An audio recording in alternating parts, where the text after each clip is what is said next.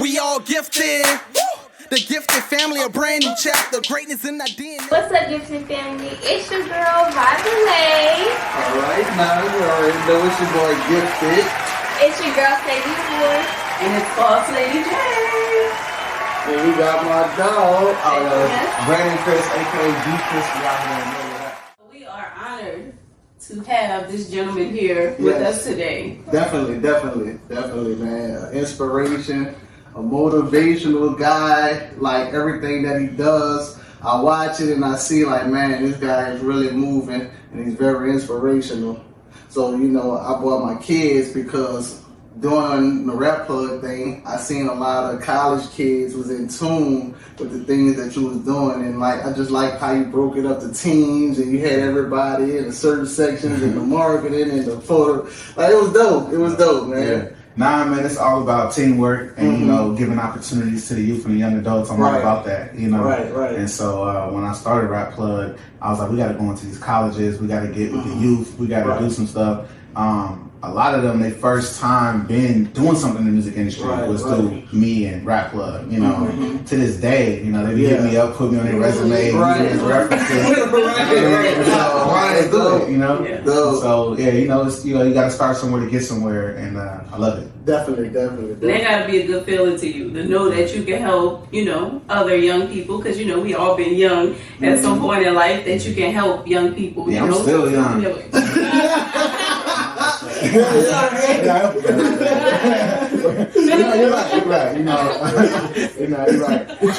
My first company that I started when I was 19 was a consulting company for nonprofits. So I worked with a lot of youth, a lot of young adults. So the core of me, you know, started off giving back, writing grants, working with youth, doing stuff like that. So when I created Rap Plug and other ventures, there was always going to be some type of component that brought me back to the community. You know what I mean? So, for real. Yeah, that's dope. I wanted to ask, like, how did you start everything? Like, what was the beginning process?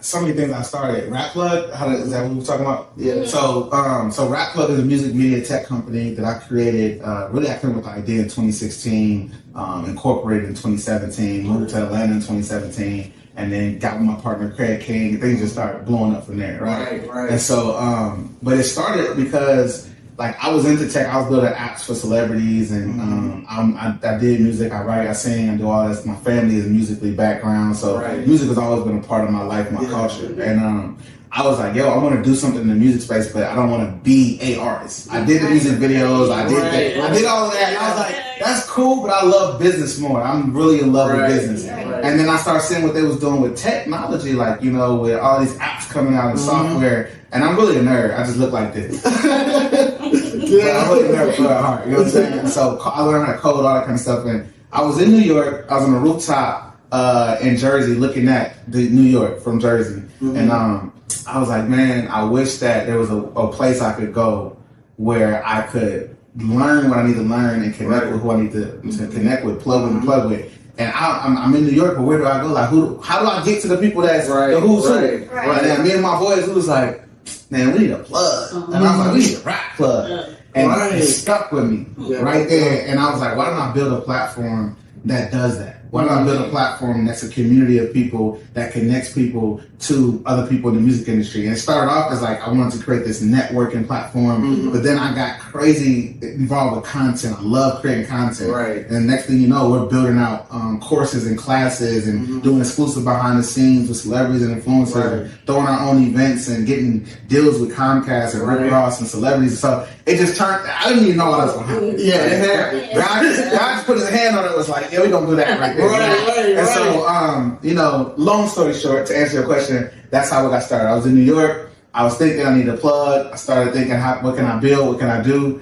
And I just got started, you know. And I think the biggest takeaway that I would give you and other people is you don't need permission to start. People always think that they need somebody to validate who they are and what they can do or co-sign it. But I didn't ask for permission to say I'm in tech. I didn't ask for permission to say I'm an entrepreneur. I just did it. You know what I mean? And then it was on me to live up to it as an actual thing. You know? Yeah, that's dope. That's dope. Who was some of the people you would say like that probably helped you along the way? So could be like family members or friends that kind of like gave you that push, or maybe they even help inspire you along the way. Who are those people? Yeah, so man, so many people just in and out of my life. You know, it was a lot of people when I was in church. I'm still in church, but when I was like going to a specific church, like, when I was going like in church like all day, every day type. You know what I mean? I had some people who were like mentors to me, father figures to me, and they saw the entrepreneur gift that I had, and they were successful themselves, and they began to like just coach me and train me. They would give me books to read and tell me stuff. And I didn't always listen. I was still early 20s or whatever, still doing my thing. But some of the stuff that they told me back then even stuck with me now. You know, and so I always say like, make sure that you have people in your life who hold you accountable for being the best version of you. Because whether you listen or not, or you believe it or not, those people who really love you and care about you and try to push you, you're gonna realize it's good and you need it. You know. So shout out to Charlie Winburn, who was running for city council and a pastor in my life. Shout out to so many people. It was just very instrumental. My mom, my mom wasn't really entrepreneurial, but she always had me in church, and she always gave me words of encouragement. And her love language is definitely words of affirmation, right? And so she would always do that. And I didn't realize how big that was until I got a little older. And people used to tell me they didn't have that growing up. They was like, your mama said she loves you? I ain't. She didn't. I'm like, and so, it's a real thing though. This is all a conversation that we have with our kids all the time. Right. It's like they go out, they meet friends or what have you, they bring them back. And we always like, your friends are looking at this, like with the love that we have, this the vibe of how it is. I felt it just watching our Instagram. This episode is sponsored by Taste of Arlene Cajun Cuisines, where they elevate your event with flavors that come to you. People that inspired you. So if you had to name your Mount Rushmore of moguls who inspired you. Who would be your 5 that you would choose? Okay, top 5. It's hard because I'm inspired by so many different people, but one would be Steve Jobs. Not necessarily in this order, but one would be Steve Jobs. I mean, like, I got into tech because I watched his documentaries, read his books. Was very inspired. One of the things that he said is that he plays the orchestra. And what he meant was that he doesn't have to necessarily be the tech person building the tech and the software, but he manages and builds the team and knows how to, make the pieces come together to make dopeness happen. And I took that and ran with it. Like with me, like I don't have to be the best coder. I don't have to be the best graphic designer, the best videographer, but you give me a team and I'm gonna bring the best out of them and the best product. And so Steve Jobs. No Diddy, but Diddy, right? So, I just said that because there's so much going on right now. But like honestly, I mean, just me being real, like Diddy was very influential in my life. You know what I'm saying? Like his kids became some of my clients and partners. Some of the events he did became some of my first, clients and like I've made money and been successful dealing with just orbit of what he created. And growing up, I watched him and what he did. And one of the reasons why I created Criss Enterprises was because I saw what he did with Combs Enterprises. And I saw how he took a business and created multiple businesses under that one business to create an umbrella. And I didn't even know you could do that until I saw it happen. So you got Combs Enterprises and you got Revo. And then you got Bad Boy Entertainment, and then you got Ciroc, and then you got, all these things. So Criss Enterprises, I got Rap Club, I got Funny Club, I got, Baddies of the Bay, I'm a producer. Like, all kind of stuff is under that. So it's like, I just realized like he took some game from some people and did what he did, and a lot of other people I know now are doing that, and that's dope to me. Now all the other stuff I can't speak on that. But, so I would say that Master P, man. I met Master P when I was in my early 20s. Took a limousine ride with Master P. We had a whole conversation. Went to his house. People don't know this, right? Dropping some insider information right here. Me and Master P got a song together. I'm in the studio. I'm at Master P's crib in Hollywood. Nice dope crib, right? I'm there on business. I'm telling him like, y'all want to build an app for you and for your son, and what you got going on. I was building apps for celebrities around that time. We're in the studio. This guy, I cannot believe I'm not thinking of his name right now. Crazy. But he's a major Producer. He produced the record with Drake, the Kiki Yeah, you talking about Black and Mild. Yeah, Black and I got it. I'm in the studio with Black and Mild. Y'all know Black and Mild, man, beats, right? Yeah. So I'm in the studio with Black and Mild and Master P. Black and Mild playing this beat. I'm humming, professional humming. I'm humming to the beat. Yeah. Master P walk in. Get in the booth. What up? We doing a record right now. So I get in the booth. I do it. I sing. There's something to hook, whatever. Yeah. He get it. Master P get in there. His other artists get in there. Next thing you know, the song was on the mixtape. You know, Wow. so I'm not trying to be an artist. I don't promote all that stuff, but I got a record out with Master P right now. So watching P and how he moved, you know, guerrilla marketing, you know, street marketing, you know, selling seeds out of his trunk, you know, just the hustle and the grind, the ambition and the drive. That inspired me, you know. I think that's 3. Yeah, it's 3. 4, Ricky Rose. You know, I watched Ross since I was young. You know, just go from being, you know, street corner dude to like mogul, millionaire, multi-millionaire mogul. I met Ross. He don't even remember this, but I met him at a gym with Adrian Broner. Adrian Broner was one of my clients, the boxer, you know, from Cincinnati, right? AB. So I had built the app for AB, right? We were promoting the app at one of his fights. You know, I'm in the gym with him, with Tank, you know, with Rose, right? I wanted to pitch Rose right then and there, like, yo, add me to the team, Rose, right? I build apps. I call myself the urban innovator back then.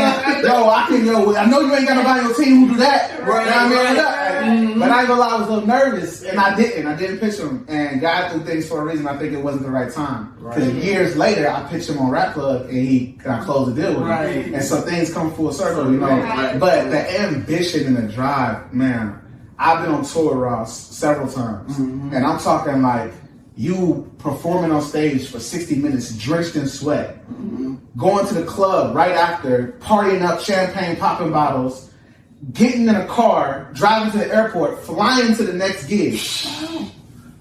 And we talk about work ethic, like, and in the daytime, you're doing interviews, you're doing meet and greets, you're signing autographs, you know, and so it's like, I look at myself and I look at other people and I'm like, you can't complain. If you really want it that bad, you gotta be willing to put in that work. You know what I mean? And like, I say work ethic and grind outshadows talent every day. You show me somebody who's willing to work harder, they gonna most likely be more successful than somebody who's more talented than them. Because laziness is not gonna get you there. You can have talent and be broke because you don't got work ethic. You know what I mean? And so I believe that is another thing that really was like, okay. You know, Jobs, Master P, Diddy, Rose. Man, it's hard. It's so many, man. I'm gonna go to a personal one. His name is Sam Lynch. He's a mentor for me. He built a consulting firm, sold it for $30 million. I took his courses, I read his books. We ended up teaching classes together. He ended up licensing me as a facilitator. So outside of me doing the business, I do a lot of I facilitate classes, workshops, all that kind of stuff. Man, just learning so much from him at an early age and taking that knowledge, you know, just really made me want to be around him. He's not really like that big of a celebrity or mogul. I know you said like influencers, but he was very influential for me. But and RIP, he passed away. The RIP to Sam Lynch. Definitely. And it's not just celebrities. That it's not just celebrities. It can be anybody. Okay, cool. Yeah, anybody. What about my other list? So, go ahead. No, you didn't. No, go ahead. Okay. It's You couldn't find it. You gotta find it.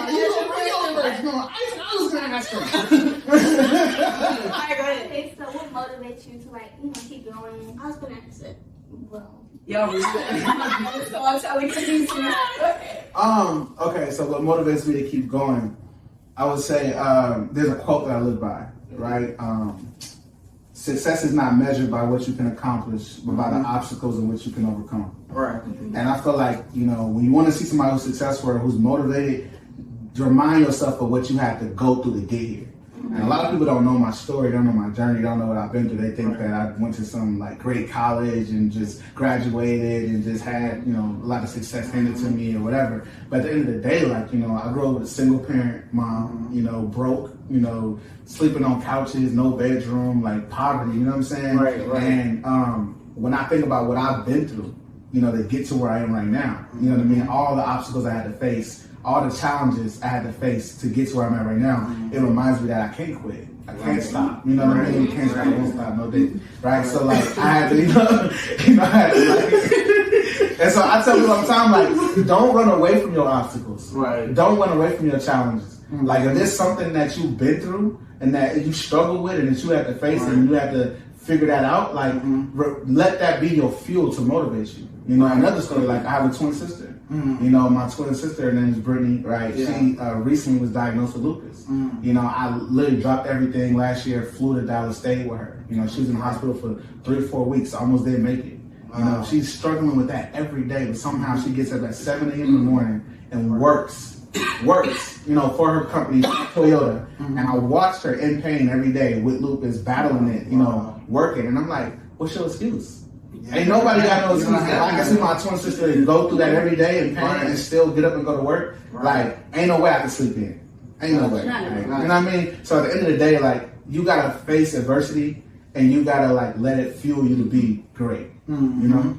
That was a long answer, but nah, that was good. That was great. That was great. That was great. So like, you know, me and one of my partners have this like thing we always ask, like, cause he'll ask me, but I'm gonna ask you. So like the people that support you, like, is it more family? Is it based off of business relationships you have met and then they decided to invest in you? Or is it more like a team that you just built, you know, like... Yeah, it's a little bit of all of it, but I'll say this, that my biggest investors, my biggest supporters are people I've never met in my life. Right. Being real talk. You know what I'm saying? Like, I'm talking to people, like yesterday. Somebody yesterday called me and said, I want to invest money, I've invested in you. Tell me where I can put this money. Because at the end of the day, I just believe in you and I know you're going to do something good with it. Right. And I was like, you don't even know me. Like, real talk. You know what I'm saying? But he see it in you. Yeah, you know, and so it was like, you know, I've raised over $1 million for my ideas and startups and companies. I've been invited to tables with some of the biggest people, you know, and it's people like strangers reaching out to me, strangers wanting to support me. So many people want to work for me for free. Like, can I just work under you? I just want to learn. I just want to watch and see, you know. And I don't think I'm nobody, so I'm coming humbly saying like, sure, right? You know what I mean? But like at the end of the day, it's like that motivates me because it's like I must be doing something right. You know what I'm saying? I must be doing something right for people to want to invest their money, their time, their energy, and it's usually the people I've never met before in my life.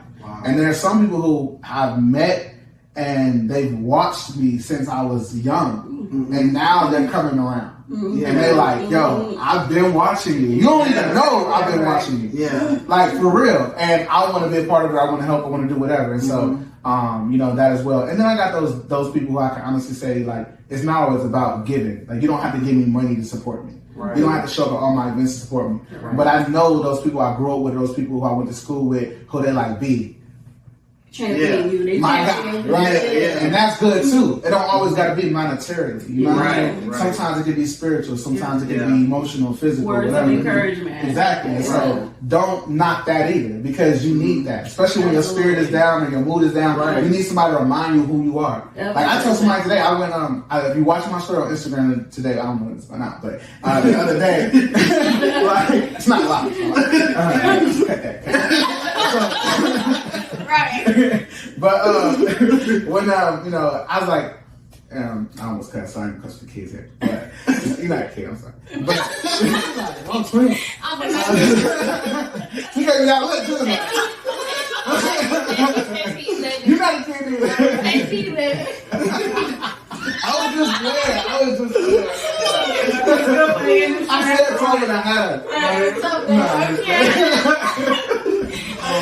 Yeah, but I said, go watch my story. Because people got me effed up. I need to remind them who I am. And I posted like all the stuff that I done did. Like, you know what I mean? Just like, I think I seen that. You probably like, what is he doing? Because like some of the stuff I used to repost too. Oh really? Yeah, I appreciate that. Literally, like, you know, the tour, like, you know, all that. Yeah, I used to and true story, we was researching you. The girls was researching you. Right? Of course, they wanted to know. So today, like, when do I start? Look at us. You having a goal for all of this. And they were like, when do we start?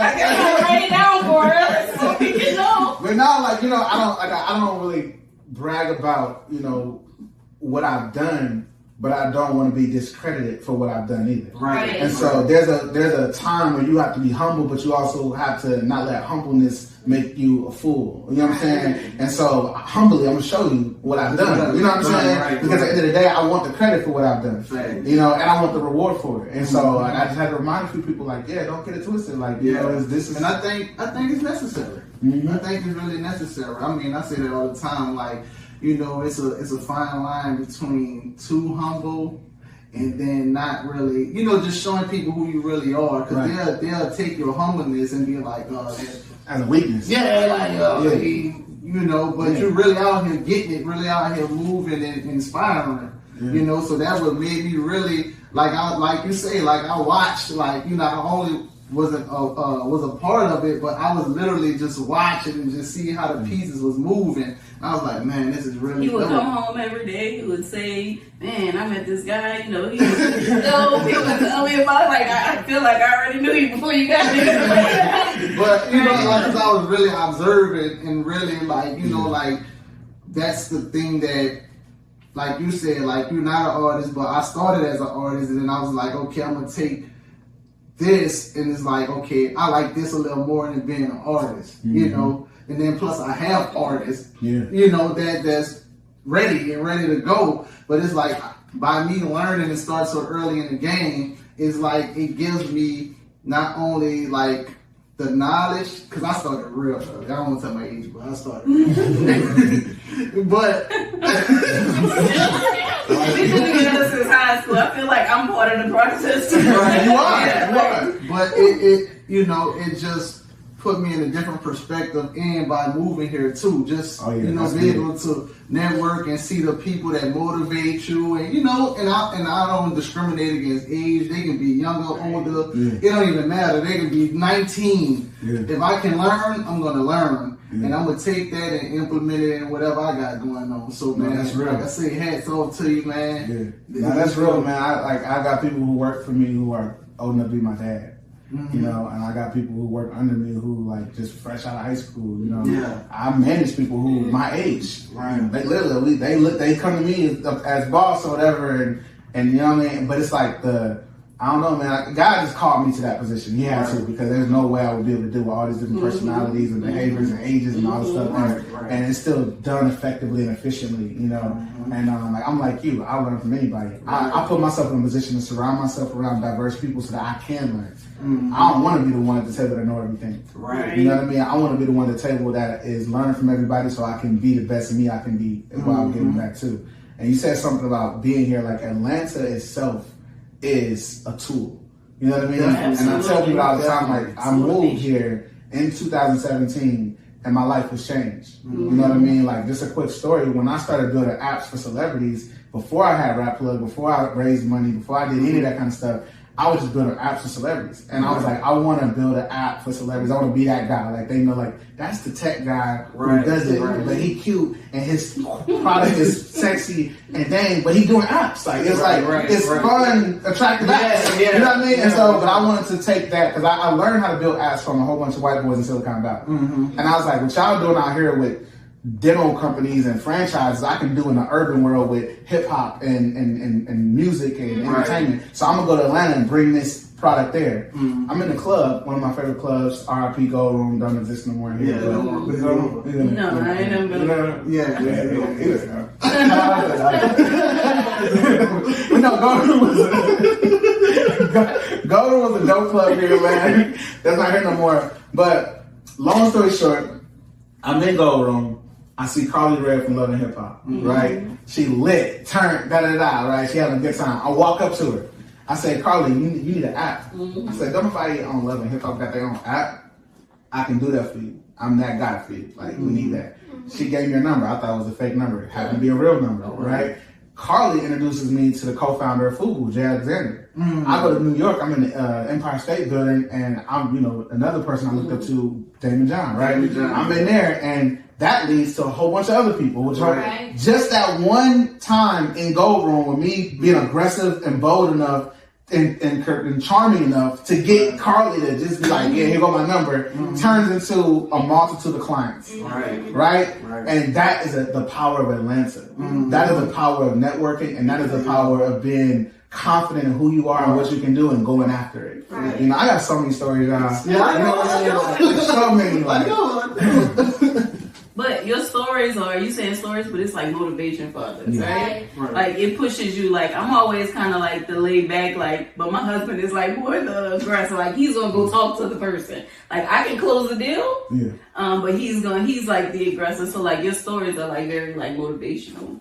You know, just saying what you've been through. So it's like you're like, you know what, maybe I should step up or step up and try. Yeah, like don't be, shy. Like just sometimes, some people see the confidence in you. If you have something, like you say, spiritually, they'll know, they'll feel it. It'll be genuine. It ain't that you just trying to do something with malice. You just trying to, show them who you really are. Yeah. No, for real. I think we always, I think by human nature, by default, you just scared of that no or that, I love no's. Yeah. You know what a no is?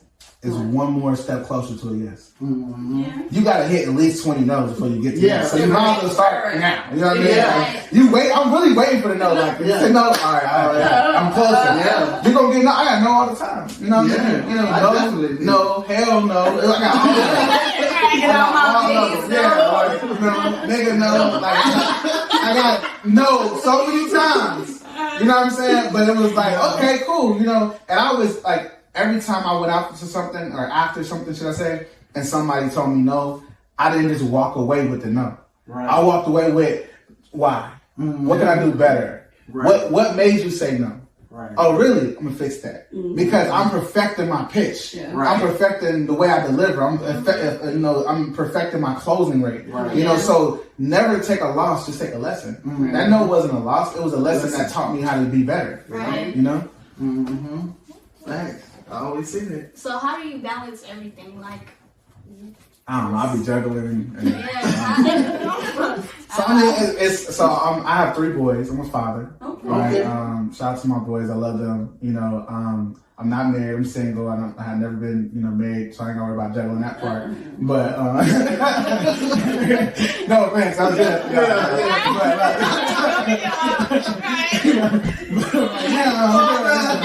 I got some time waiting. But no, so like I don't know, like I'm big on fatherhood. I told you, like, I grew up with a single mom, so like me, I'm like gotta be there. Right. But they live in Ohio, I live in Atlanta. I don't get to be there like I want to be there. But I feel like everything I'm doing is paving the way for them to be successful. Right. So it's like I can't not do what I'm doing. But juggling it, like I still wake up and call them before they go to school. I still get on Zoom and do homework with them. I still talk to them about how their day was. I fly back and forth so much. I'm still a son. Like my mom needs me. I'm still a twin. I got 5 sisters. I'm still a brother. You know what I mean? I'm still an uncle. Yeah. So like not only am I the son and the father, but I'm also an entrepreneur of multiple ventures and things, And so I'm always pulled in different directions. And I think the way I balance it is that I prioritize things, based on like what really matters. You know what I mean? And then not just matters from a financial standpoint, but matters from my mental health. Like my sister, she's my priority right now. I would drop everything and go make sure she's okay, But I prioritize those things. And what I realized is that you can't overwork yourself. And I was doing that before, and it was like, I was drained, And so I had to realize, like, it's okay not to do everything, because I want to, when you got skills and you want to do it because you like to work, you will literally put yourself into it and go. Yeah. You know what I mean? And feel bad when you're taking a break, like, taking a break, what's wrong with you? You gotta get back to it. You know what I mean? Like, and then you gotta tell yourself, like, oh, nah, it's okay to take a break. And my sister told me all the time, like, B, it's okay to sit down. Like, I just took a vacation for my birthday, turned 34 in January, and I went to Jamaica. Yeah. I was like, why haven't I been doing this? Right. I should have been taking this. This was y'all been doing? Like, this is what y'all been doing for years? Now you gotta make up a lot of stuff. My sister been in cruises and trips around the world. She's been inviting me, and I'm like, no, I gotta work. And now I see why she's like, no, B, you need to go. Yeah, you gotta come back energized, rejuvenated. Come back ready. Like, you know what I mean? what's up? You know? And so, and the women up, the makeup, man. Like, you know, so I was like, yeah, you was good. I got to go. I gotta get out of here.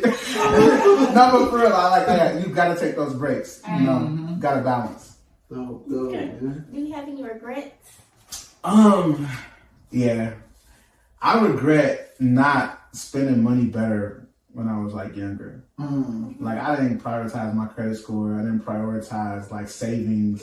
I made a lot of money at a young age and I didn't know what to do with it. And I just did whatever I wanted to do with it. And that goes back to like, I love this because y'all got people who is going to teach you and show you. And y'all listening. I can tell y'all listening. Y'all not resistant to the, well, I hope you're not too much resistant to that you get. You know what I mean? And I wish I had that. Like for real. Like I wish growing up, I had somebody that was like, B, credit, B, da-da-da, you know? And I didn't. I had to teach myself. You know what I'm saying? Like, no shade to my family. No, nobody showed me that. You know what I mean? So, like, you know, I'm just now like, okay, that's what that means. Right. So let me get that credit score right. That's what that means. Let me get that savings account right. That's what that means. Let me not use my own money to invest, and I can use this money to invest, or I can position myself to go. The financial literacy is so big, and I'm so in love with it. Like I'm learning so much. And I didn't body all this stuff. Now I'm about to body that. Yeah. Right. And by the time I'm 40, watch me work. Like you know what I'm saying? So now I'm excited about financial literacy. Yeah. It's a whole thing now. Yeah, it is. You know, it's a thing. Like it's a real movement. I'm learning so much. It's a movement in like the Black culture because like I feel like that was always like a lack because. You know how like you say you didn't learn things when you were younger, but like it's no like discredit to like your parents, like they only knew what they knew, right? Yeah, so it's no discredit to them. So I guess it's a good thing like now that we're learning at this age. I mean, it'd be good if we learned it earlier, but guess what? Now we can pass it on to our kids. And they can pass it on to their kids. Right. You know, I'm kids so straight. Oh yeah. I'm teaching them some stuff like, you know, they don't even know I'm subconsciously preparing them. Like, I was like, oh, you want me to give you some money? Well, how about this? Show me how you can make some money. I'll double it, whatever you make.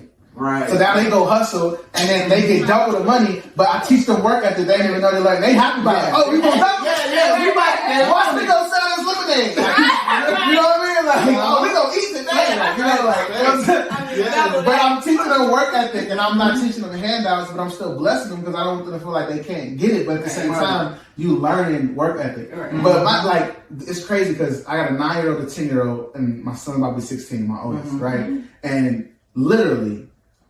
They telling me they about to run my company. They was like, yeah, you know, he gonna take Funny Clay, he gonna take Rap Clay, he gonna take Criss Enterprise. I was like, y'all 9 talking like that. Now I hope y'all ain't trying to kill me off. You know what I'm saying? Like, I didn't get prepared. You know what I'm saying? But they told me that. I didn't tell them to say. They literally put me to the side and was like, you know, we talked about it, and you know, I'm more into music, so I'm gonna do rap. I'm gonna have the equity in Rap Plug. He like comedy, and he gonna be funny.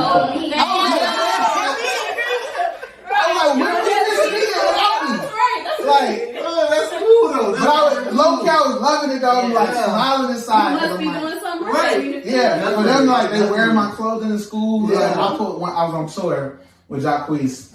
I pulled up in the Sprinter and got them from school. Yeah, opened it up. They ran inside, got their friends, brought them back outside. Yeah. This was we riding in. Like, I wish I was 9-year-old. Right. You know what I mean? Like, I couldn't do that when I was 9. But my kids can flex though. Right. You know, and I'm not saying you gotta do that, but I'm just saying like it's just the fact that like they already thinking that big. Like, you know what I mean? They already understanding certain stuff. Yeah, you know what I mean? I love it. Like I love it. Yeah. That's a good role model. Like, I mean, to say you have 3 sons, like if we think about the world today, and everything that goes on in the world, right? You have 3 sons that are lucky to have a father that is such a great like inspiration to look at, you know, to model. Like that's great. Yeah, definitely great, man. It's definitely great, bro. I'm telling you, man, it's just inspiration, man. I think that's just me, man. Like I can't help it, you know. I can't help it. But you see myself. I post stuff all the time, quotes. I live by quotes. I wake up and research quotes. Like literally, that's like.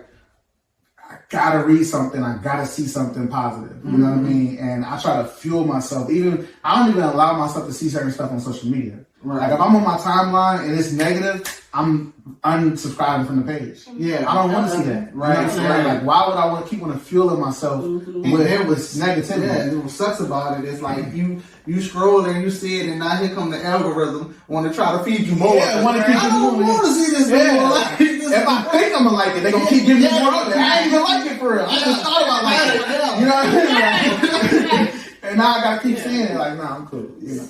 And it's a hard thing with social media because, like, of course, our kids and you have, you know, your three sons and, like, the whole social media, like, aspect of everything. We always, like, trying to make sure that they understand, like, this is not real, you know, this is not. And use it as a tool. But use it as a tool. Yeah. Use it what it's for. I tell them all, I'm like, why are y'all watching all these white kids jump in the pools with no water? Right. Like, just like watch something else. You know what I'm saying? And like they would sit there and watch. And so I told them, I was like, unless I see you watch something else, you're not allowed to watch YouTube no more. You can watch that. I'm not saying you can't watch that, but you're gonna have to give me something else. Yeah. Otherwise, because like you just what are we doing? Like, Right. You know. Repetitive craziness. How do you deal with like hate? If that makes sense, like people like haters and stuff. Oh man, it's a part of success. If you want to be successful, be prepared to be hated on. Nice. I got so many haters, man. So many haters. And I love all of y'all. Like, I really do. I love all of y'all. Look, the haters are my motivation. Look, you looking into the camera. I really do love that. Because it's fuel, you know what I'm saying? Like, I'm the type of man that, like, when you tell me I can't do something, it made me want to go harder. Right. It made me want to prove you wrong. Right. And that gives me the motivation I need. So I'm kind of upset when I don't got nobody telling me I can't do nothing. So I'm like, dang, I need some. I need something Push, like you know what I mean? Like, Right. you know, I love it. And then I love when, like, I tell people all the time, like, we doing the show Baddies of the Bay, right? Like, some, I'm gonna say the names, but some people I've worked with in my companies and my brands, they're very conservative. And as a CEO, like, they challenged me over and over and criticize me. And, you know, just because y'all so conservative don't mean I'm so conservative. Right. You know what I mean? Like, I might go to the strip club every now and then. I might like, you know, girls dressed in a certain kind of way. Right. Then I might like classy, and I might like the other side. I might like all of it. And it ain't everybody thing is they thing. You know what I'm saying? But what we gotta realize is that, like, we gotta accept people for who they are and where they are. You know what I mean? Because everybody might not be alike. You know, right. We was on tour with Rose, and there was girls hopping on the stage twerking, and some of my investors is just like, get those girls off the stage. But I'm like, do you know who we're dealing with? This is Ricky Rose. Like, you know what I mean? He's going to have girls dancing, stripping, talking, like, and he's also going to be a boss and do deals with Wingstop and that. You can't separate him from, he's both. Like, you know what I mean? And so for a long time, I had to deal with people just steadily trying to force me to be a certain way instead of accepting me for who I really was. You know what I mean? And then when I realized, like, I just don't give a F what y'all think no more. I'm gonna be who I'm gonna be. I started to get more blessings. You know what I mean? Because I realized that me being me wasn't wrong. It wasn't like I'm out here killing people and shooting people and doing, you know what I mean? Like, I just living life. You know what I mean? My lifestyle. You know? And so it was like, sometimes you gotta unapologetically be you and accept the hate and the criticism and the doubt and whatever come with it and be comfortable being you. Whether that's corny, whether that's funny, whether that's sexy, whether that's classy, whatever it is, like, be comfortable being you. You know what I'm saying? Have morals, have values. I'm not saying lose none of that stuff, you know, because God love you. Right? But I'm just saying, like, you know, be okay being you. Like, I think so many people would not have been successful if they would have let other people define who they were. Because they wouldn't have recorded that song. They wouldn't have took that leap of faith. They wouldn't have danced in that video. They wouldn't have went to go see that movie or produced that movie or that TV show. They did just certain things they wouldn't have done because other people was telling them that ain't how you should do it. You know, but when they got outside of their comfort zone, they pushed themselves and they saw what they were capable of, they began to, like, you know, be more. And so haters will hate. They're always going to have something positive or negative to say about what you're going to do. But I'm all about, I took journalism when I was in college as well. I'm all about spinning propaganda. Like, if you can control the narrative that's out there into your favor or embrace it, watch how successful you'll be. And it's some of the greatest people in music, fashion, entertainment, sports. They've learned how to take narratives about them and spin it into their favor. I'm going to laugh with you. You're not laughing at me. We laughing together. I'm not mad. I'm excited about the fact you cracked the joke and it was funny. And we take stuff so personal, we forget that if we embrace the culture that comes with it, we might just be a fad that comes and goes. You know?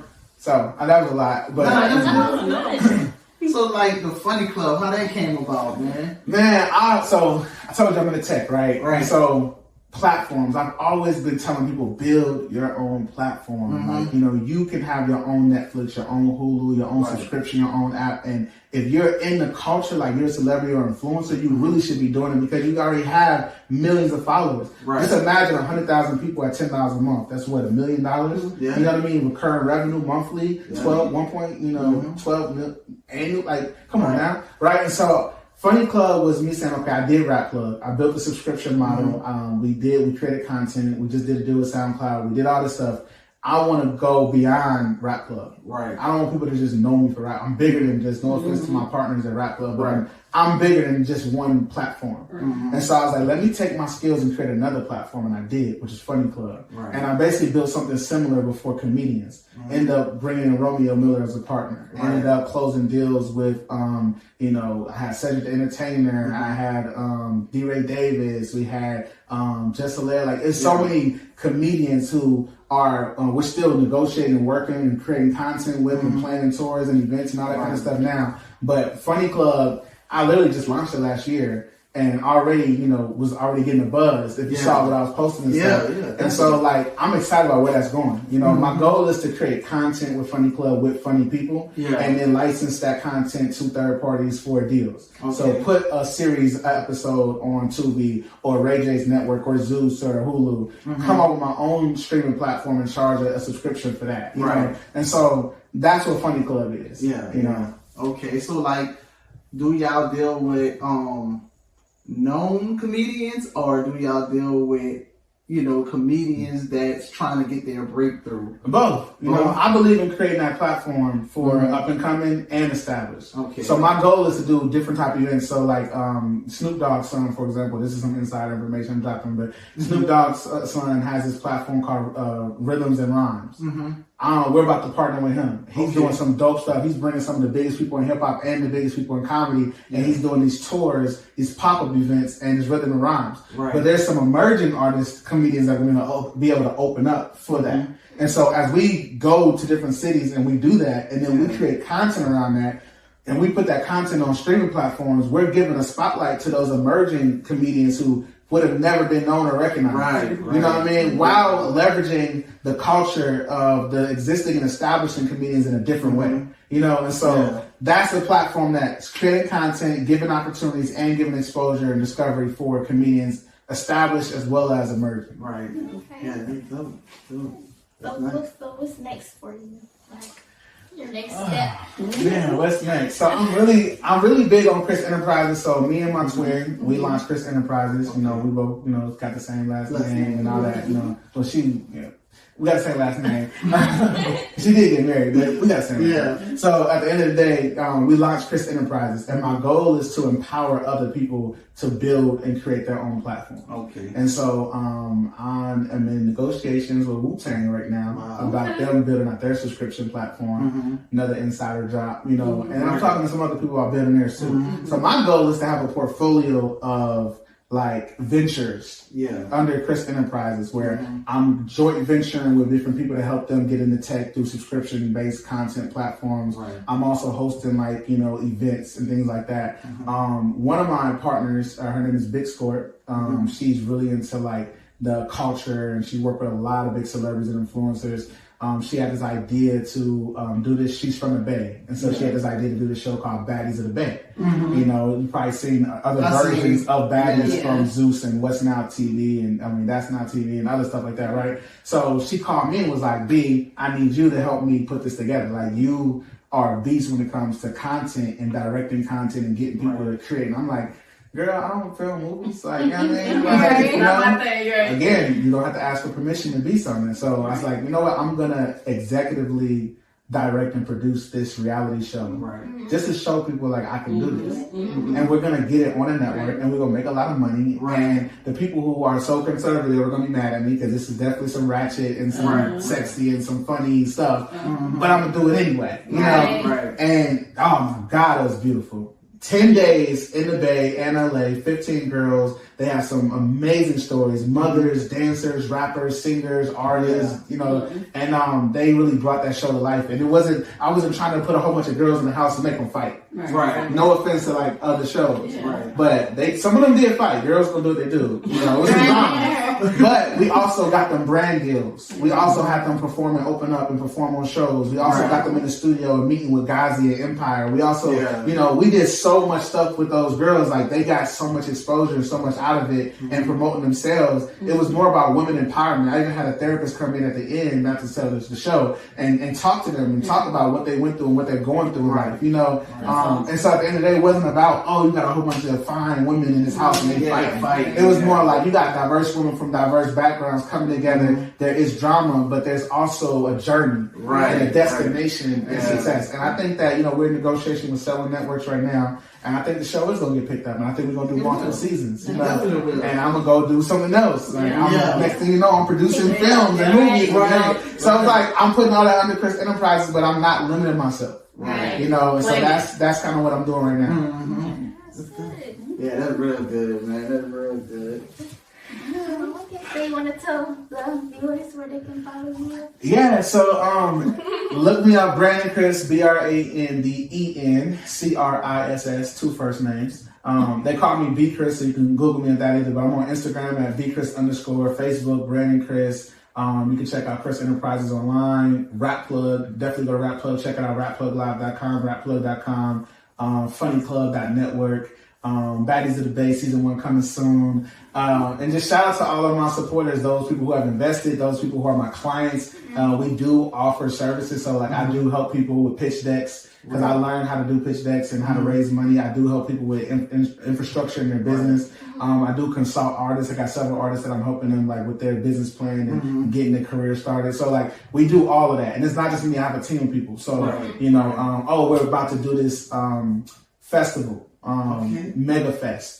It's a huge festival in North Carolina. We're touring it, so it's going to be in Vegas, North Carolina, and Atlanta.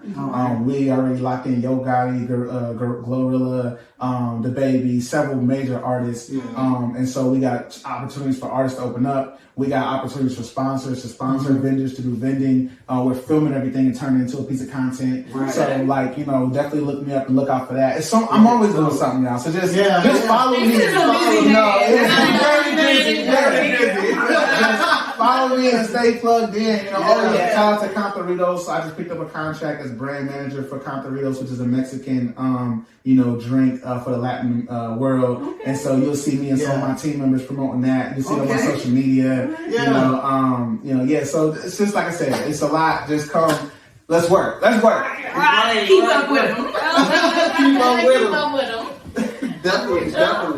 So yeah, man, we appreciate you coming, man, and bless us, man. You know, as our first guest, man. Yes, you took time out your busy schedule. I had to come. I'm excited about it. For real. We was excited too, man, because you know, like I said, a lot of people ask me why, you know, we moved here or whatever, and I was just like, man, not only it benefits, you know, me and my wife, but it benefits the kids as well. So it's like they get to see, you know, us thriving and be in different environments, you know, where it's inspirational for them and motivational for them too. And we need people that's motivational like you. And we get to introduce them to our girls. And it puts us in a good headspace for them to like, you know what, man? Like nothing is impossible. Now y'all doing a great job, man. Like, y'all looked at y'all online and I see y'all here in person and I'm excited. I'm excited for what they about to do, who they gonna become. You know, what y'all already doing, like it's beautiful, you know. Yeah, appreciate that, man. You know, man, it's just a blessing, man. I just, you know, it's a thing that we took upon ourselves. Like we had the Giphted family show because we used to do so much. And everywhere we go, we just record it. We be dancing, father-daughter dances and stuff like that. And, you know, I was like, the podcast thing just, you know, it was new. And I was like, man, you know what? I'm gonna try it. I'm gonna try the podcast thing. You know, it's just, and you know, everybody was asking for that. We kept getting like, when y'all gonna do like more? They always wanted more. They wanted more and more. So, but it was just like us just randomly being out, just being who we are. But we was creating content. It was just content. And it was like, man, we just want more. We want more. We want more. So it was like, okay, this podcast space is new. We're gonna try that. We're gonna try that and see how it turned out. And we went to the Black Effect. The first year, it was a vision. It was just in my mind. But we went to the first one, and then I was like, just soaking up all the information. I was like, man, when we leave here, I'm just going to get everything that I need. We went directly to the store and bought all of the equipment. Furniture, everything. No cap. Like, literally. And, you know, and I was just like, man, you know, everybody loves seeing us together. So it's not going to be, you know, just me and her. It's going to be a family thing, because most podcasts, I don't really see that it's a family. Then not only that, it's just me and a bunch of women. So I'm just the only male in the household, but with 2 young adults and my wife, and just getting that perspective from, you know, a young adult and a teenager. And, you know, because kids going to be like, you know, where we see it from this way or we see it from that way, and you be trying to understand, like, you know, well, what's wrong? You know, most people be like, well, what you think about this? And they have good answers. And, you know, you're like, well, I never thought about it like that. So that what makes it real good, that we bounce off each other, feed off each other. So they got diverse perspectives and diverse opinions. And, Absolutely. But yeah, man, he's the man with the master plan. All right. So you already know what to tell him to do. Make sure y'all like, comment, subscribe, and hit that notification bell down below. Bye, y'all. Thank y'all for Get tuning into the family. Giphted family.